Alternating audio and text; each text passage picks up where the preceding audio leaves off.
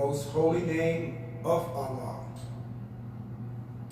who appeared among the black man and woman here in America in the divine person of Master W.D. Farad Muhammad, and in the name of his divine messenger and apostle, the most honorable Elijah Muhammad. I greet our listeners, our viewers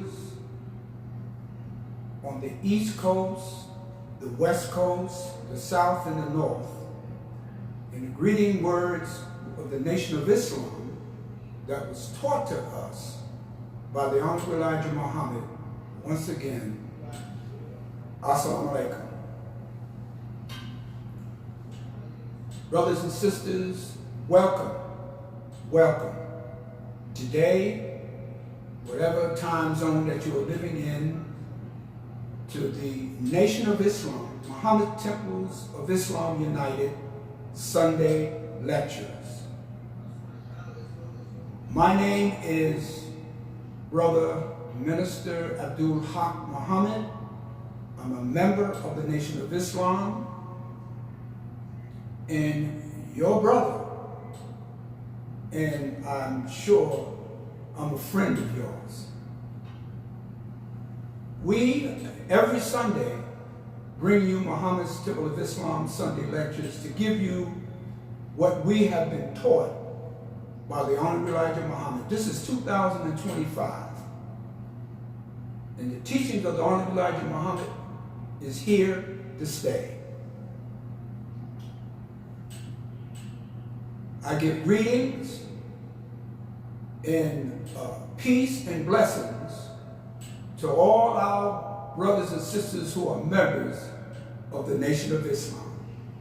And we, all of us, each and every one of us, could never ever thank Allah, who came in the person of Master Farad Muhammad, for raising up in our midst, I'm talking about the black man and woman,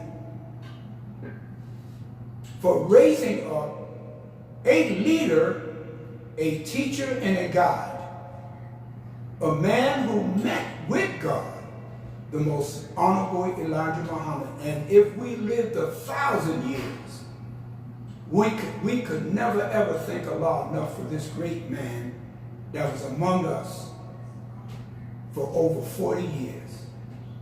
So we thank each and every one of you, and we give greetings to all our brothers and sisters of the Nation of Islam, and greetings to our people, the ones that God came to save. See, Master Farad Muhammad came to save first that black man, that little nappy-head, dark-skinned, thick-lit brothers and sisters that were brought here over 400 years ago in 1555, and has now been here over 400 years, suffering mentally, spiritually, and physically by our enemies, the white man, who Allah himself identified as the devil in the flesh.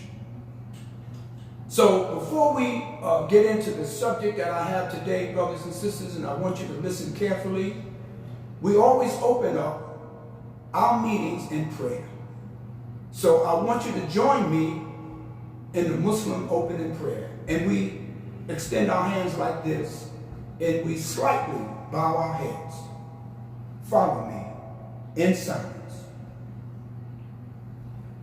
Surely I have turned myself to thee, O Allah, trying to be upright, to he who has originated the heaven and the earth, and I'm not of the polytheists. Surely my prayers, my sacrifice, my life, and my death are all for Allah, the Lord of all the worlds. No associate has he in this time commanded, I am of those who submit. O Allah, thou the King, and there is no God but thee. Thou art my Lord, and I am thy servant. I have been greatly unjust to myself, and I confess my faults. So grant me protection against all my faults, For none grants protection against faults but thou. And guide me unto the best of morals, for none guides into the best of morals but thou.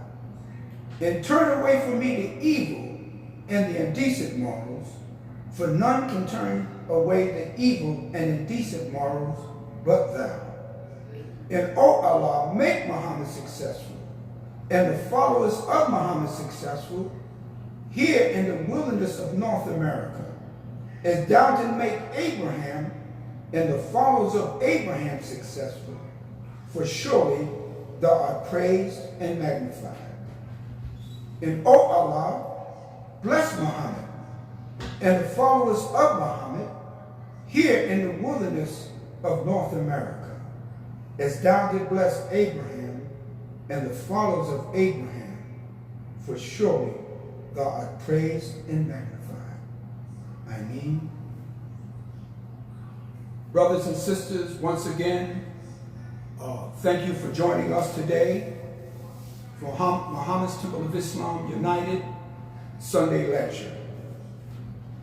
My lecture today, or my subject today, is the truth, the plain truth, and the sure truth. Let me mention that again. I want you to write that down. And excuse me, brothers and sisters, I'm going to get a blackboard, so I can write on the blackboard to keep your attention to the subject matter. The subject matter is the truth, the plain truth, and the sure truth. Okay? Keep that in mind. But before I get into the subject, which is not going to be long, brothers and sisters, we just wanted to introduce that to you. You know, we are in the month of December, 2025. And in this month, not only in America, but all over the world, different parts of the world, people are celebrating what they call Christmas. This is not my subject today. And some of the other ministers, or one of the other ministers, will come a week or so from now and give you some understanding on this so-called Christmas that so many people are celebrating, which is a false celebration, a false observance. Now, let me drop some things on you so you can think about it. So when the minister in the next few weeks comes before you and talks about Christmas, you can have something to think about. Now, where did this word Christmas come from? Some say it's Christ Mass. Go look that up and find out where that came from. Those are two words, Christ Mass. According to the scholars, Jesus, the one you call Jesus, is supposed to be his birthday on December 25th. It couldn't have been his birthday because he, according to the scholars, was born around the middle of September in that area, not in December. Okay? They said his name is Jesus. If he was born in Palestine, in Bethlehem, that is in what you call the Far East. Why is his name Jesus Christ? That's a Greek name, a Greek word. The one you call Jesus that we know as another name, that wasn't his name. He came from an area where there was the spoken word or the language was Arabic, Aramaic, or Hebrew. So he knew those languages.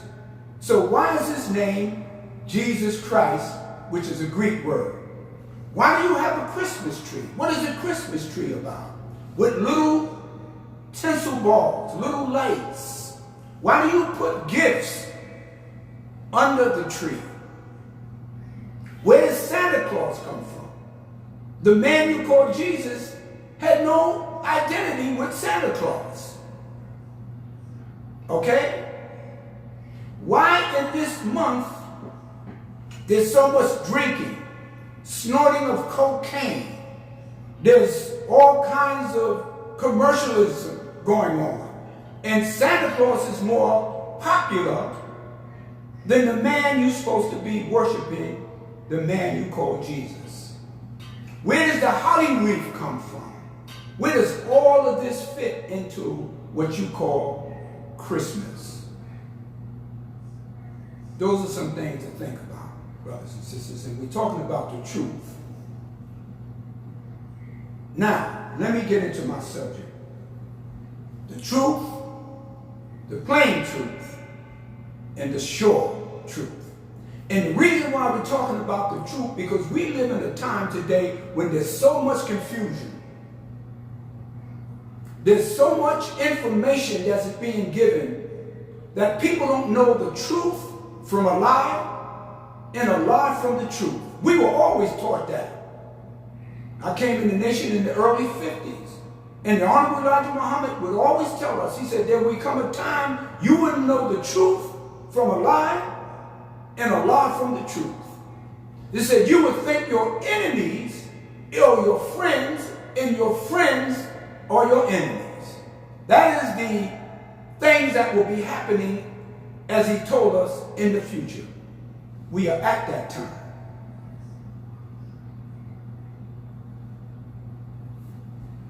There is so much happening. You don't know what is going on around you. They have they have an advanced system called AI, artificial intelligence. Artificial intelligence is becoming a major aspect in this life. And the way they got things set up now, you don't know what is the truth. They can have you placed in a place, and it may not even be you. That is what is going on today, brothers and sisters. They can have you speaking in your own voice, but it wouldn't even be you. This is true. They are white people. They used to love to listen to us when we would sing R&B, when we would sing gospel music, when we would sing what you call rock and roll.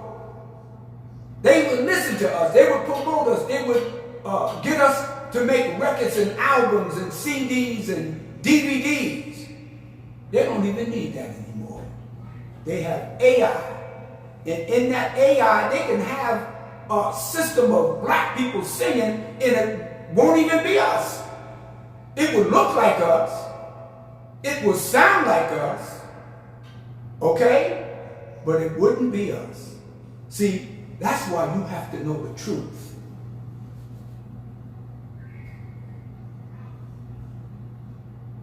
In the book of John, in the 8th chapter and the 32nd verse, Jesus said, now this is Jesus, the one you call Jesus.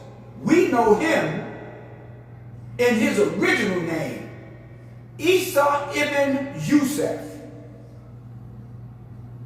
Isa ibn Yusuf. Isa, the son of Joseph. Okay? In the book of John, 8th chapter, 32nd verse, Jesus said, and ye shall know the truth, and the truth either shall set you free, or the truth shall make you free. Okay? One says, it shall make you free, which means that's a future tense, meaning that you are in the dark, you are in the state of ignorance. You are in a state of unknowing, but once you find the truth, or you are introduced to the truth, it shall make you free.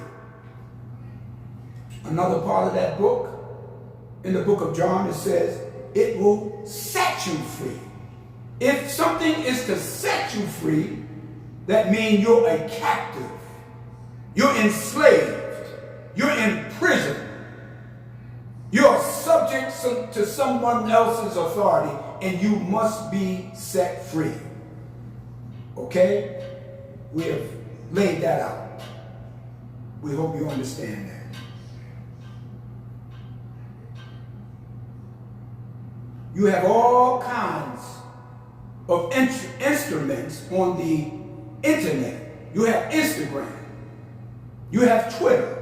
You have Facebook. And there's dozens of other instruments, or what they call pages. And you're being inundated with thousands and thousands of all kinds of information. How do you know it's the truth?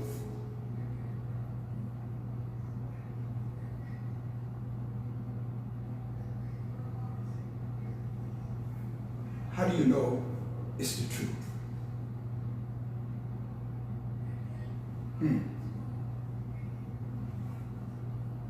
As I said earlier, in this day and time, there's so much confusion, so much lies, so much untruth.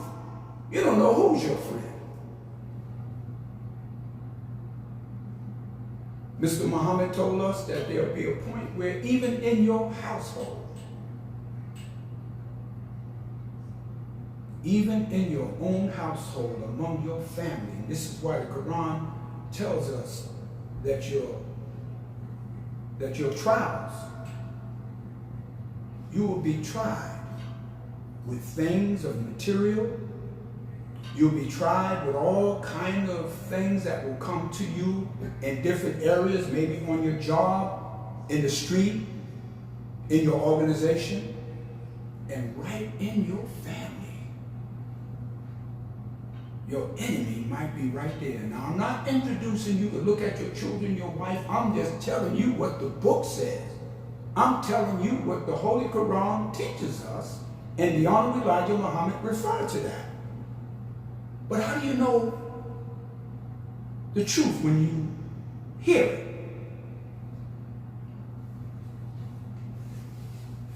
Let us move on. Stay right with me, brothers and sisters. We're going to move on. And remember, the truth, the plain truth, and the sure truth.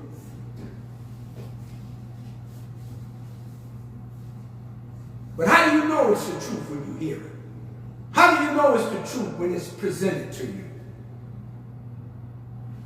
Let us define, first of all, what is truth.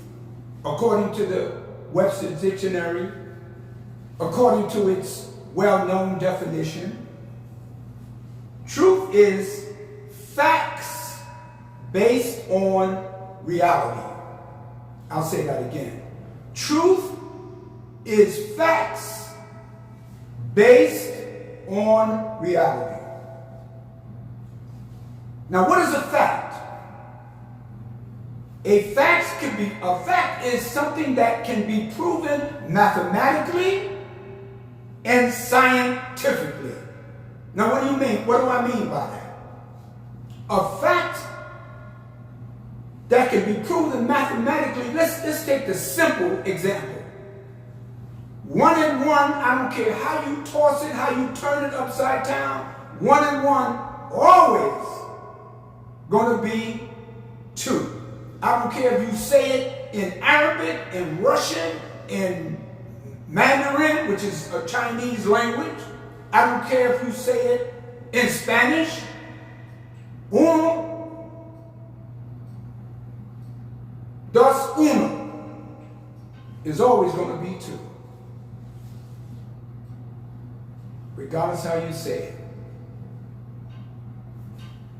That is a mathematical reality.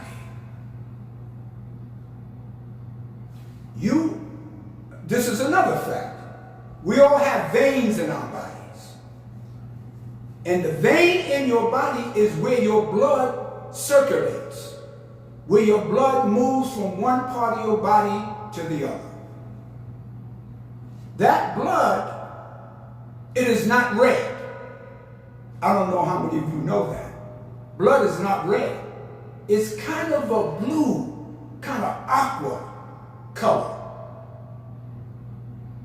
But when you cut yourself, once it reaches the surface, it turns to the color of red, but it's not red in reality.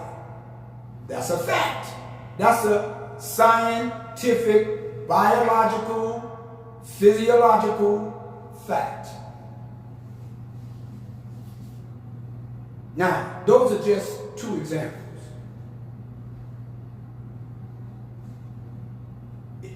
The truth, based on the dictionary's definition, is facts based on reality. Now, what do you mean reality? What is real? What is real? If you're a home buyer, if you're into property, that is called, that is called real estate. R-E-A-L means real. That's a prefix of reality. That's why they call it real estate, meaning that it is real, it's sound. You can stand on it. You can grow things in that real estate. You can build on that property. That is real estate. And it's sound and it's preferable. And you can do many, many things. And the most honorable Elijah Muhammad always taught us. Buy real estate. Buy land. Because the land is the basis to all independence. We as black people in America, we don't own any land. I mean, we own land separately, like as families in the different parts of the South, maybe in some parts of the North. And we're losing that almost every day. The white man is taking those lands from us. But if you have land, you are more independent than a man that got $1 million in his hand. A man that owns just a square foot of land is more independent than the 30 to 40 million black people here in America, because we don't own or control the means of production, and we don't own the masses of land that we should own. That's real estate. All right? Now we cover that. According to the dictionary, truth is facts based on reality. All right. But how do you know the truth when you so-called hear it? How do you know the truth? How do you know it's the truth?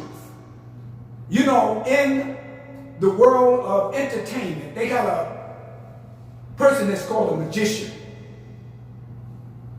They don't like that word.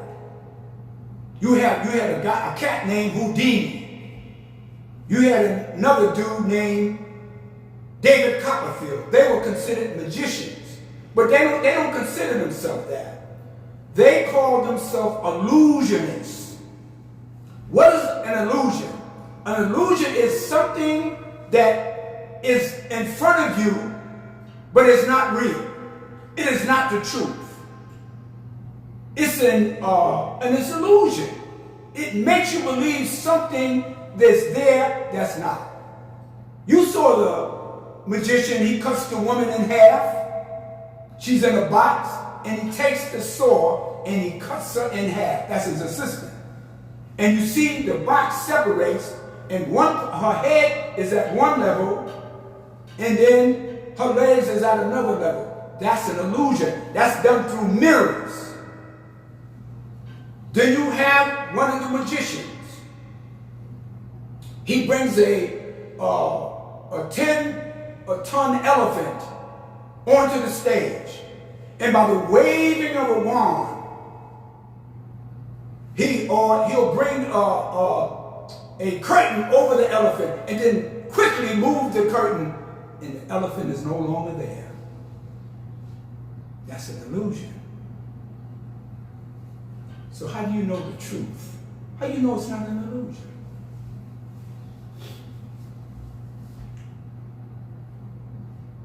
The book of John, 8 chapter, 32nd verse says, you shall know the truth, and it shall make you free or set you free. But how do you know it's the truth?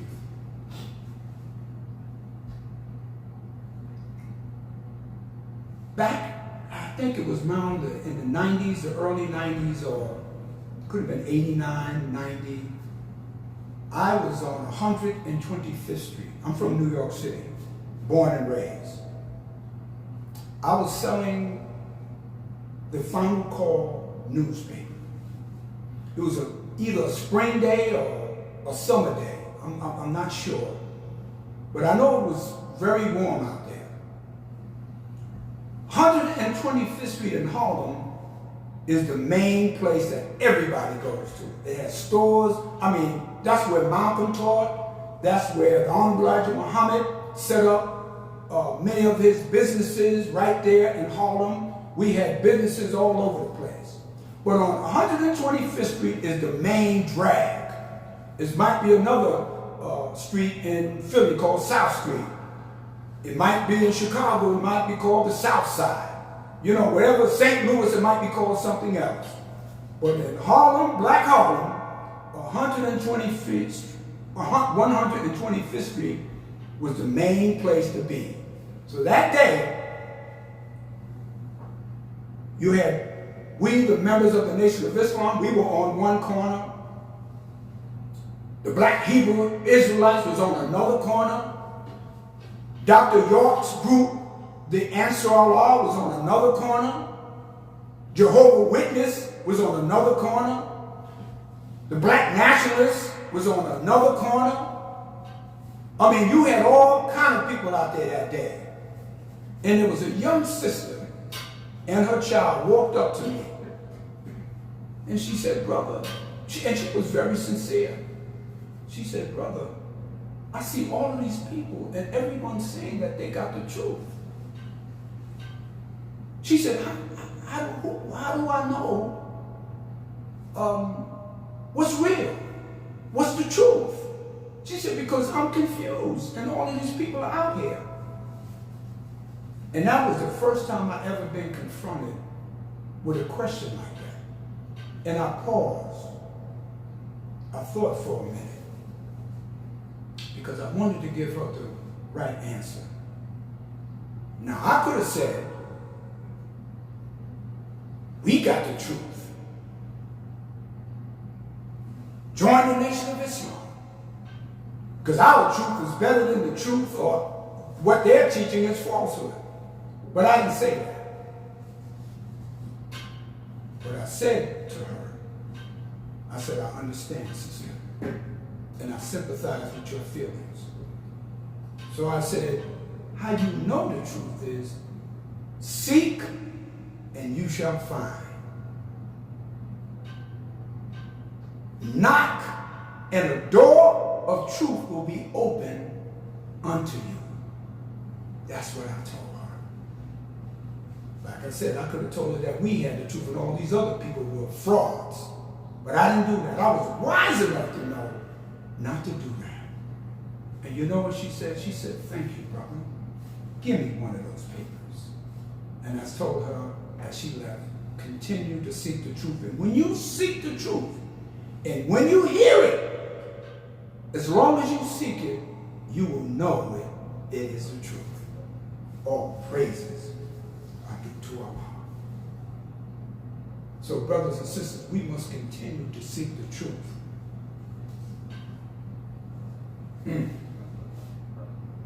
There's so much deception. There's so much lies that are in and around us that, brothers and sisters, sometimes we don't know and we're confused and we are, at a point of indecision and we don't know what the truth is. Because sometimes something can be presented to you one day and tomorrow it's totally different. It's no longer the truth.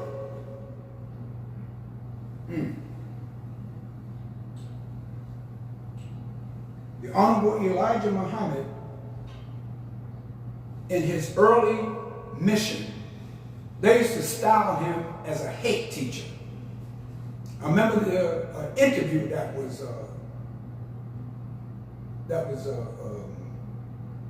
that happened, and he was being interviewed. And the reporter asked him, said, "Do you teach hate?" He said, "No, sir." He said, "What do you teach?" He said, "Truth."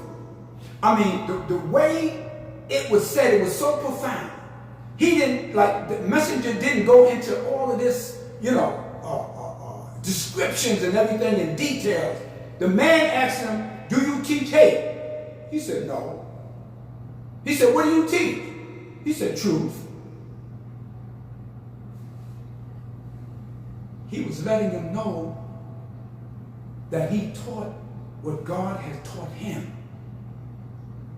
And that truth manifested in the resurrection of the black man and woman here in America. He said, when my followers listen to me, and when any of my followers accept this truth, they can go anywhere and be successful. That's right. And I bear witness to that.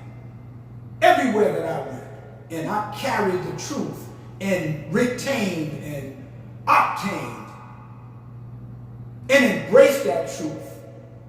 I was always successful. In my job, they always wanted me to be the leader. People would give me things. Right today, there's people who see me on the street. They offer me stuff. They ask for my opinion on things. The young brothers that I see on the street, little children, sometimes I don't even know them. They said, they'll greet me. My daughter just told me the other day, a young sister that she grew up with said, "I remember your father. He was always doing something positive."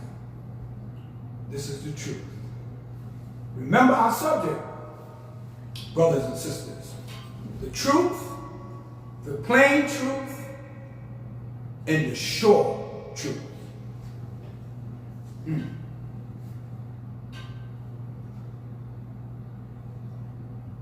The Honorable Elijah Muhammad taught us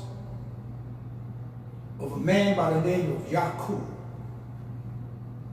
You will find that name, Yaqub, in the scriptures under the name Jacob. He said Yaqub was a scientist, that he was the father of the white race that is identified as the devil. He said Yaqub taught his followers to teach lies, tricknology. Some people say, well, that's not a terminology. That's not a term, tricknology. Well, yeah. Well, if it's a trick, it's nothing but tricks mixed up with lies. That's what tricknology is. That's what a lie is. A lie is truth mixed with lies. He said he taught his followers to teach lies, tricknology, and to cause confusion among the righteous, to have the righteous fight and kill each other. What do you think we are experiencing today? All of those things are in and around us. And this is why you see in the black community, we lie to each other. There's no honor among us. We fight and kill each other at the drop of a dime.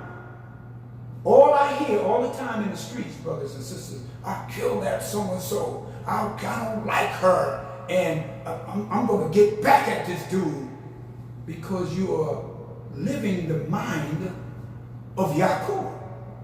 His mind is prevalent in our community. Jacob, in the Bible, the word Jacob means a subplanter. You have the earth, you have a plant, and then you have someone that subplants. Sub means below. So the truth is being buried by Jacob, by the mind of Yaqub. And it also means leaving behind and bringing something to an end, that it doesn't have infinity. it doesn't go on into the future. That is the mind of Yaqub. And it says that Jacob wrestled or fought with his brother Esau, and he stole some of the footprints of his brother. What does that mean, stole his footprints? When you walk, you leave a print. The print is represented that you have left a legacy, or you are dealing in something that's reality, something that is important, and something that will save others. Jacob stole that. So the white man stole what the original man came up with, that we created. The earth belongs to the righteous. The earth belongs to the original man. But the white man stole our identity. He stole our knowledge. He stole the great gift that God has given us, and he claims it to be his own, that he started everything. He tells you that he mastered Western civilization and gave a civilization to the heathens, took us out of Africa. No, the black man is the original man. We gave science to the world.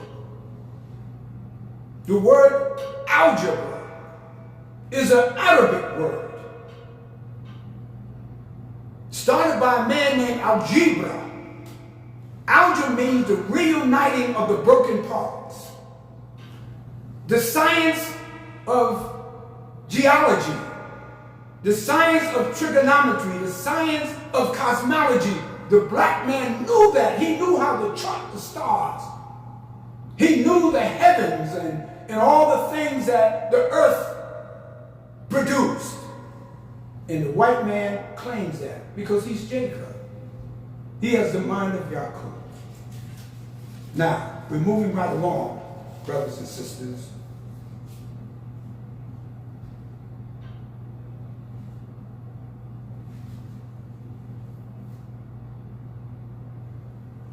How do you know the truth?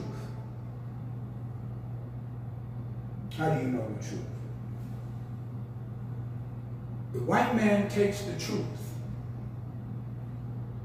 and he dilutes it with lies, and it makes it attractive to your mind. And you believe it. You believe everything you read. We don't do any research. We don't try to find the root of things. We just take it, as the Honorable Elijah Muhammad said, on face value. The Europeans or the white man went into Rwanda and had the Tutsis and the Utsis kill each other, murder each other by the thousands. But the white man was the author. He was the cause of all of that confusion in Rwanda. So many black people died. And Bill Clinton was the president at the time, and would not send any aid to that country. But they can send aid to Ukraine. They can send aid to all the other European countries. But when they were fighting and killing each other in Rwanda, it was the mind of Yaqub. The Tutsis and the Utsis are the same people. Same people. One lives on another part of one land, another part of the land. And the Europeans, taught them to fight and kill each other and told them they were different from each other. Then you had in Southeast Asia, a place called Vietnam. The South Vietnamese and the North Vietnamese. Same people, same ones, same culture, same language, same look. And the white man told them that they were different from each other. And they began to fight and kill each other. America went in there. Some of my friends died in the Vietnam War. And they told them that they were different from each other. And there was almost a 10-year, 15-year war where thousands of Americans died and thousands of Vietnamese men, women, and children. They did the same thing in Iraq and Iran. They would sell guns to one group and sell guns to another group. They did the same thing here to us in America. They told us our brothers in the South, our brothers from the country were different from us than the brothers in the North. They told us the light-skinned brother was more closer to the white man's value system than the dark-skinned brother. I was a dark-skinned brother. I faced all that kind of stuff. They told us our brothers in Chicago was different from the brothers in New York. And the sisters that were more light, bright, and almost white was different from the dark-skinned sister. And we hated each other based on those lies. Lies, not the truth. That's why I asked the question, how do you know the truth? They use those same tactics, the same truth mixed with lies to deceive us.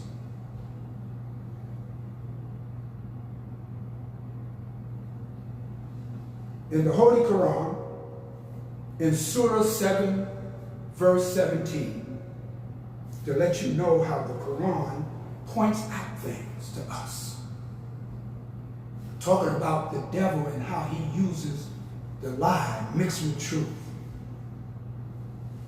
Let me read what that says. This is the book that we read called the Holy Quran. We study this.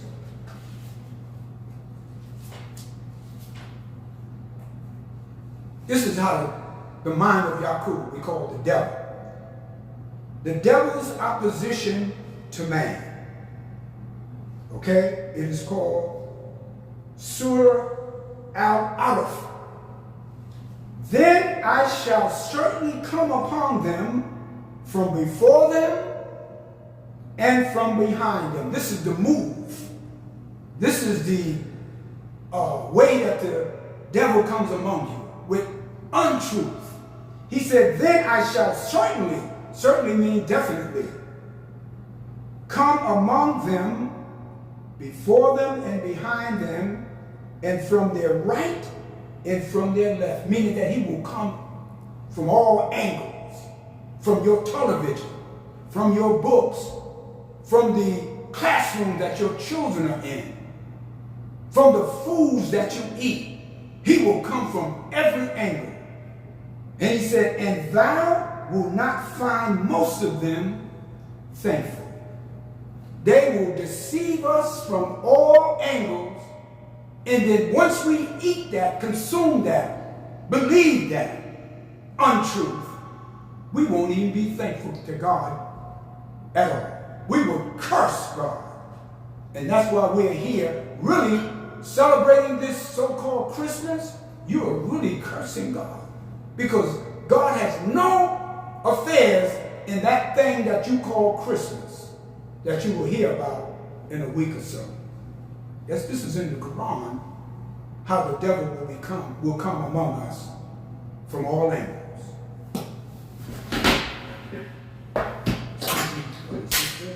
All right, let's move on. It said he will make evil fair seeming. He'll make the truth look like a lie and the lie look like a truth.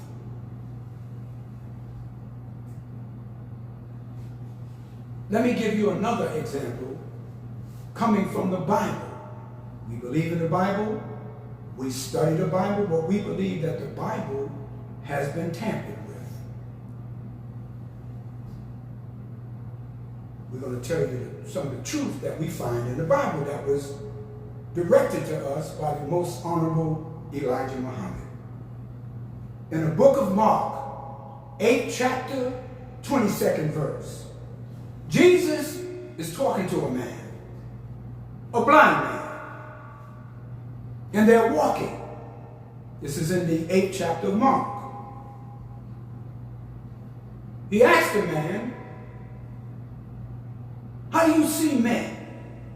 How do you describe men? How did you view men? And the man said, I see men as tall trees in a forest. Jesus said, well, we can see that this man is not only physically blind, he's mentally blind too. He sees men as tall trees. Jesus took a little dirt from the ground, put a little spittle on it, and then rubbed it on the man's eyes. And he said, now, how do you see men? The man said, I see them as they are. I see them as corrupt liars. I see them as deceivers. I see them as they are. And sometimes we have a distorted perception that the truth is not there. And we look at people and we fear people because we're under some illusion that they're like tall trees, they're like giants among us.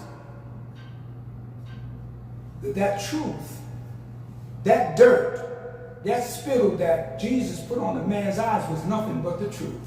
That's the symbolism of it. And that's what the Honorable Elijah Muhammad gave us. We who accept his teachings, we come in blind, deaf and dumb. And once he opens our eyes, he puts that Islam, he puts that spittle into our minds. We awaken.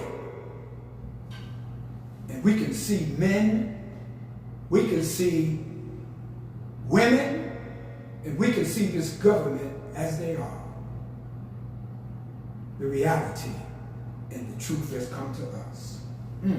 All praises are due to Allah. We're moving right along, brothers and sisters. In order to find the truth, because you might be asking, well, how do I know the truth, brother? You have to do some research. You have to study. You're not going to just wake up one day and all this truth is going to come to you. You're going to have to study. You're going to have to put some time in. Just like Michael Jordan put time into playing basketball, they said he would practice 6, 7, 8 hours a day. If you're a singer, you're going to have to practice. If you're a scientist, you're going to have to research. You're going to have to go into the lab. Honorable Elijah Muhammad said Master Fard Muhammad was a scientist. Said he studied in America for over 20 years. He was in and out of America for 20 years, showing you that he's a scientist, he's studying. He told Honorable Elijah Muhammad to read 104 books. Study! Some of us don't even know all the books. Some of you don't even know one of the books. He told them to seek questions, ask questions, know all about yourself. Know who you are. Do you know who you are? Do you know that you are, are you the truth? Maybe you are living a lie. Now, that is, we don't want to go into too much there. That is dealing with the truth. Now, what about the plain truth? Because you remember, brothers and sisters, we're talking about the truth, the plain truth, and the short truth. The plain truth is that which is unfiltered, that is pure, that is facts without distortion. In the Nation of Islam, whenever the ministers would come up, they said, make it plain, brother minister. Make it plain. The truth has to be plain. It can't be clouded. Because you can get truth, but it can be so complex. It'll be so surfaced that you can't go into the deepness of it. This is why some of our brothers and sisters, they got PhDs. They got double master's degrees. They got bachelors of science and masters of business. And they go to these colleges and universities. And they spend all of this money. And they come out. And they're as dumb as they were when they winning. And this is not to castigate our brothers and sisters that took that discipline in that time. But if what you are learning in those schools and in those different sciences and disciplines cannot solve the problem of the black man and woman of America, then all of that doesn't mean anything. It's empty, it's not plain, it's not simple. In the Reader's Digest, when the Message to the Black Man in America book was published in 1965, some of the comments was that Elijah Muhammad was able to do with the black man and woman of America that all the social workers, all the social scientists were unable to do with this black man, because he met with God. God gave him the truth, the plain truth. And he was able to transform millions of black people and make them leaders among men and women. This is true. The truth has to be plain. It can't be an illusion. It has to be plain that the average man, the average woman could understand it. That is what's so beautiful about the teachings of the Honorable Elijah Muhammad. So plain. Many of us that came into the nation, we sat. I've heard stories, brothers and sisters came from different walks of life, and they said they would be sitting there, listening to the minister, or listening to the Honorable Elijah Muhammad in a major speech. And he said, he sounded like he was just talking to me. And they said, all my life I was looking for this, and it's so simple, so plain, because it is the plain truth coming from God himself. So clear, so transparent. Some of us walking in the streets today, we look at things and we're not sure if it's going to hurt us. Some of us fear each other. We're looking over our shoulder. You get on an elevator. You get in a meeting and no one is talking to each other. Because you don't have the plain truth. We talked about illusion before.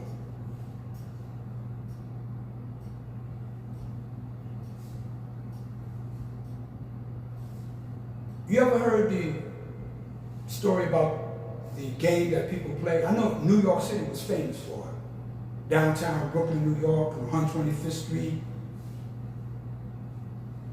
They had a game called Three Card Monte.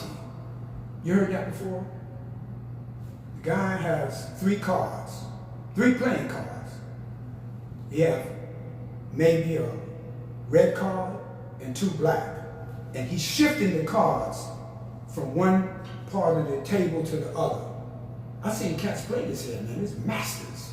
It's called 3 Card Monte. He said, where's the red card? Where's the red card? Find me the red card. And there's crowds coming around. Said, you find a red card, I'll give you $100. You give it $100. And you're looking at it. You see in your eye. You're looking at it. I've seen this many because they got me one time.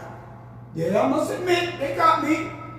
I thought I saw the red card. I mean, it was clear. It was plain that the red card was in the middle and the 2 black cards were on the ends. He said, turn it over. I turned it over and it was a black card. I had to pay him $100. Called 3 Card Monte. That's an illusion. Them brothers are masters. They just know how to take what you thought is the truth and make it where you thought you saw it, and it wasn't there. Then he have another game called the shell game. He got 3 cups and a little round ball. He said, find the ball. Where did the ball go? Which cup is the ball under? And he's shifting the cup. He's shifting them back and forth. He said, pick what cup. What cup is it? Take it out. He said, how much you want to? He said, how much you going to get? He said, I'll give you $50. If you find it, if you don't, you give me $50. Put your money on the wood. You thought you seen it. You pick it up, it's not even there. It's a game. When I was a parole officer, New York State, one of my parolees was from Brownsville. And the cops told me, they said, this guy is one of the most proficient masters of three-card Monte in the shell game. He says no one could do it better than him. And I had to ban him from Fulton Street, which is a street in downtown Brooklyn where people shop. I said, bro, you can't go down there no more. He said, you're off limits, man. He said, okay, sir. But that's not the plain truth. You could see something, you think it's true, but it's not plain. But the Honorable Elijah Muhammad said his truth is so profound, it is so clear that a fool can understand it. You ever heard the term, if it's too good to be true, it ain't true? Most of the times, that is the truth. If someone presents something to you and it's too good, sounds so good, 99% of the time, it's not true. People come to you, I have some land, there's nothing but diamonds and gold on that land. I want you to go in partners with me. They said, within 5 days, we're going to be rich. It's not plain. It's too good to be true. It ain't true. That's why our people play those scratch-off games. That's why our people play Powerball, Lotto, all these games of chance, because it's not true. It looks plain, but it's not really the plain truth. Mathematically, it's almost impossible to hit that number.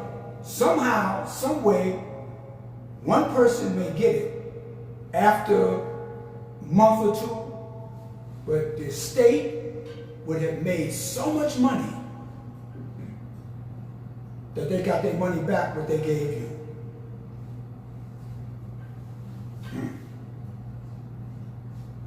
The slave master, the Honorable Elijah Muhammad said, made an interpretation before they brought us to America. They told us, sound plain, that we would receive more gold in the land that they were taking us to than what we were receiving right there in our country. It was a deception. It wasn't the truth. And when we got here, we found out after 400 years that the slave master or the slave trader made an interpretation that was a lie. The Honorable Elijah Muhammad makes the truth so plain, so clear, that you can't even deny it. And when you deny it, you're never the same. All of those that came in the nation from 1931 up until 1975 were touched by this man, and they were never the same. I don't care if they went back to the street, went back to selling drugs, went back to hustling, went back to doing all kind of stuff. Every now and then, in the privacy of your mind, you think about what the Honorable Elijah Muhammad taught you. The plain truth. The truth, plain truth, and the short truth. Now let us get into the short truth as we near our conclusion. In the Holy Quran, again, this book, in the 69th surah or chapter of the Holy Quran, it is called the Sure Truth. It is pronounced Al-Haqqa, but the prefix of it, or the root of it, is Al-Haq. That's one of the attributes or the name of God. He gives you the sure truth. Okay? Now, why in the Holy Quran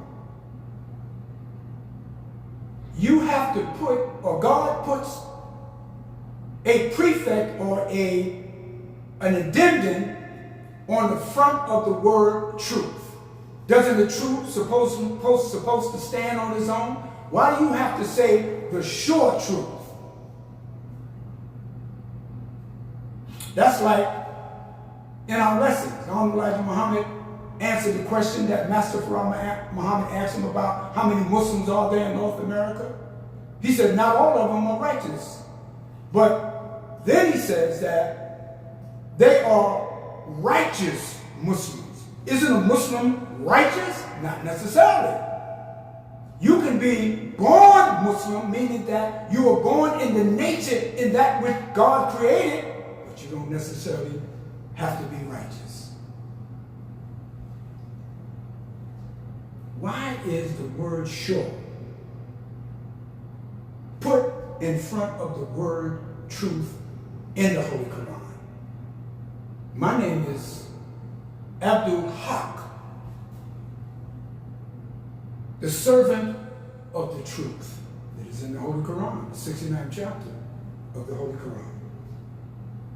Sure, let's deal with the word sure. Break that down. It means confident. Confident of one thinks and knows. To be sure. To be sure of something. Isn't it a good feeling when you're sure about something? When you know you can do it? When you feel comfortable? When you know that you made the right decision? It's a sure thing.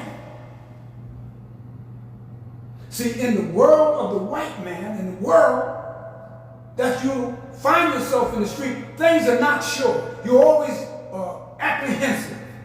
You're always not, you're not really sure that it's going to work out. You got some doubts about it. Because you're living in the world that is not sure. It's not the sure truth.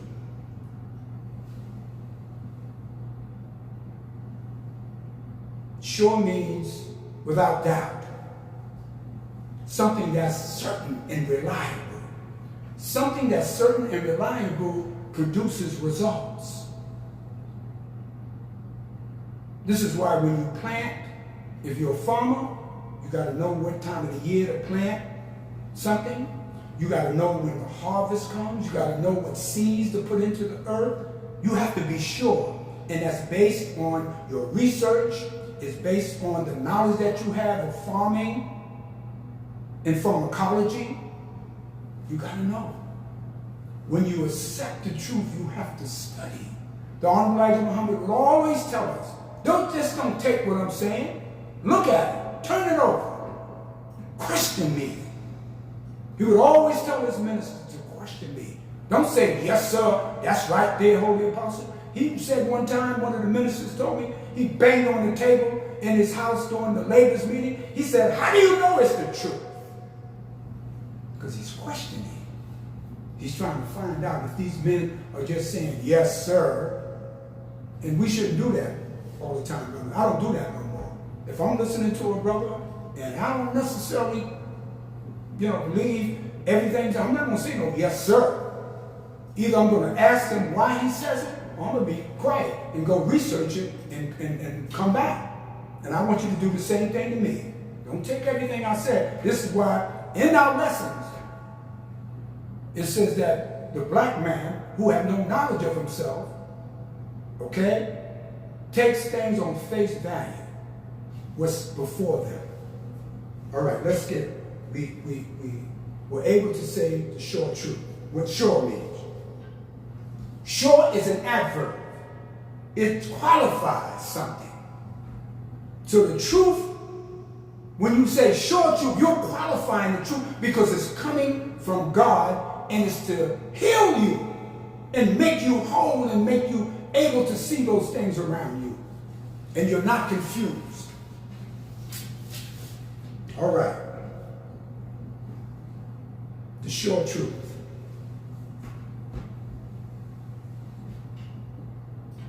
Truth is based on reality. Also in the Holy Quran it said, truth will knock out the brains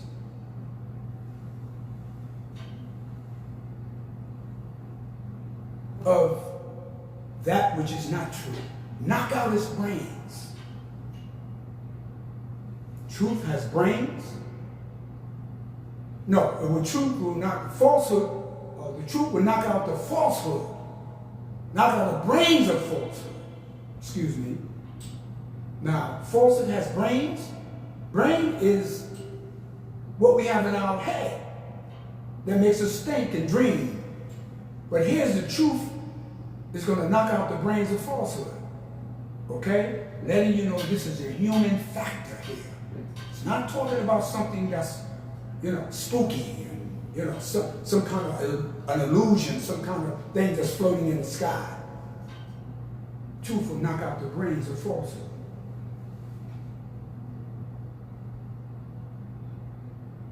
In the book,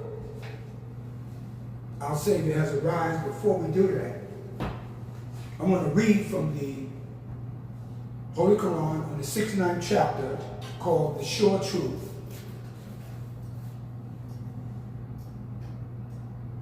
In the name of Allah, the Beneficent, the Merciful. The sure truth. What is the sure truth? And what would make thee realize what the sure truth is? Why these questions? If there's no doubt in this book, and we know it's not, it is a revelation from God himself, then why this question? Why the question is asked of the believers? The sure truth. And what is the sure truth? And what would make thee know what the sure truth is? These are the questions that have to be answered. Because you have to know what the sure truth is, brothers and sisters.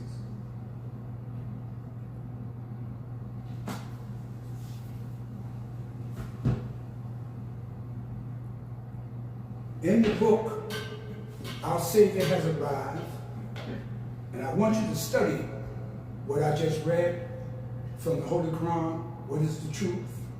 Or the sure truth? What is the truth? Remember I introduced that earlier. What is the truth? And then the Quran goes into what would make thee realize, not know, but make you realize. Realize is that you have to go through some kind of experience. Sometimes you have to experience something to know that it is the truth. In the Nation of Islam, we went through a transition that made many of us, we thought we understood the Honorable Elijah Muhammad's teachings. We thought we were grounded in it. We thought we were firm and rooted in it. But when the storms of controversy, when the storms of attacks came, and when we were face to face with some realities, then we realized what the truth was that this man was teaching us.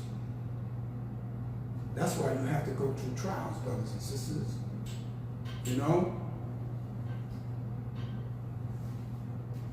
As I conclude, I want to cover just three main things. This book, Our Savior Has Arrived, which is one of the last books the Honorable Elijah Muhammad gave us. I was in Chicago. I listened to him that day. That's the day I was on front rostrum, protecting my leader. He gave this as a gift to us. We didn't have to pay for it. He had printed thousands. But on the back page of this, the title of it is On the Truth. So three things I want to briefly cover, and you have to study some of this on your own. It said, the truth taught by Allah in the person of Master Fard Muhammad to the messenger Elijah Muhammad verifies the truth of the Bible and Holy Quran. Number one, it says, it is true that we must come face to face with God in the resurrection. Now, what does that mean? Come face to face with God. You want to see, you want to see his face? Are you talking about you're going to see Master Farah Muhammad? You may never see him. But what does it mean, come face to face? When you come face to face, you're coming to the front view of a thing. You've heard the term before, man, you're going to come face to face with something that will blow your mind. I mean, that you're not going to see a face. You're going to come to a reality. And this is why, my black brothers and sisters, you have to put away all of that Christmas and illusions of the false worship of something that really is not the truth. You're spending all of your money. Some of you go broke. Some of you go into debt. Some of you lose your homes and, you lose your family because you're trying to spend that which you don't have. Come face to face with God in the resurrection. The resurrection is the spiritual resurrection of the black man and woman. We have been deaf to the knowledge of God, deaf to the knowledge of self, and deaf to the knowledge of the devil. Those things are very basic and foundational that is necessary for our liberation. Number two, also true that we must come face to face with the reality of the devil. You know, our people today, they're trying to deal with this Trump administration and all of his President Donald Trump, and all of the stuff that he has and all the people that he has around him. You listen to them. They don't go against him. They'll go around him. They may say, well, we have to really question what the president's saying, but they don't necessarily go against him. See, we don't know who we're dealing with. You thinking you're dealing with an ordinary human being. You're dealing with the devil in the flesh. You're in the flesh. You're not dealing with the devil in the blue dress. You're dealing with an evil that comes before you with all of these niceties, with all these pleasantries, with all of these holidays, but in reality is to supplant and to destroy the black man and woman. You must come to the reality of who you're dealing with.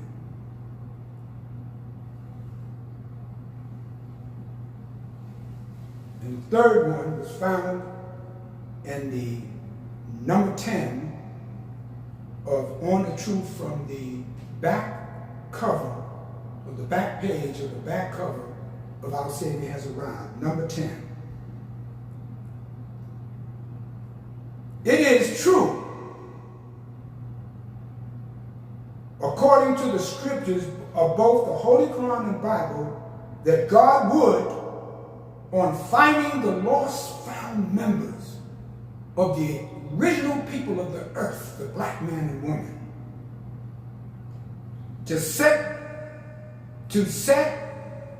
so those that believe in heaven, this true, according to the great change in the lives of Muhammad and his followers. Let me read that again.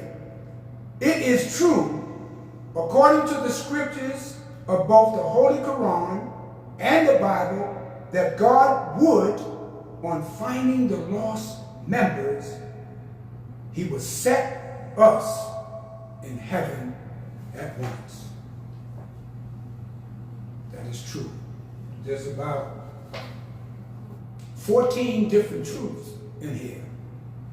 And that is one of the truths. That on finding us and raising us up via the messenger of Allah, the most honored Elijah Muhammad, he will set us in heaven at once. Don't you want to be in heaven? I ain't talking about a heaven in the sky. Don't you want money, good homes, and friendship in all walks of life? Don't you want a clean community, a safe community, where you don't have to wait for national guards to come into your city to clean things up? You can clean it up yourself. If the black men stood up, we can do all of that ourselves. So these are the truth. There's much to this, brothers and sisters. If you want to be free, if you want the truth, if you want the plain truth and the short truth, then accept the teachings of the most honorable Elijah Muhammad, the messenger of Allah, who gives us Islam as a solution to our problems. And with that I close, as I came to you in the name of Allah, who appeared among us, the black man and woman of America, in the divine person of Master W.D. Farad Muhammad, and in the name of his messenger, the Honorable Elijah Muhammad, I greet you in my closing. Assalamu alaikum. Thank you, brothers and sisters, for listening to me today on Muhammad's Temple of Islam Sunday lectures. I pray Allah that you gain something from this. We ask you to forgive us if we said something that offended you, that you didn't understand, that made you feel uncomfortable. But it is the truth from what we learned from Mr. Muhammad. So we invite you to learn more every Sunday. To listen to these lectures. And if you want to help us, you want to learn more, there's going to be some information given to you. Get that information and contact us. Okay? And next week, another one of the ministers will come before you and give you another branch, just a branch, of the teachings of the Honorable Elijah Muhammad. And you will eventually, as you study and consume this here, you will be free. So brothers and sisters, as I open in prayer, I will close in prayer, and please join me as I pray. In the name of Allah, the Beneficent and Merciful, all praise is due to Allah, the Lord of the worlds, the Beneficent and Merciful Master of this day of judgment in which we now live. Thee alone we serve, and thee alone do we beseech for aid. Guide us along the right path, along the path of those who thou hast bestowed favors, but not along the path of those whom thy wrath has brought down, nor alone those who go astray. Say he, Allah is one God. Allah is he who is independent, but upon whom we all depend. He neither begets not, nor is he begotten, and there is none like him. And I bear witness that none deserve to be praised or worshipped besides Allah, who came in the person of Master Farad Muhammad. And I bear witness that the Honorable Elijah Muhammad is his true servant and last messenger us, the black man and woman of America. Assalamu alaikum. Ameen.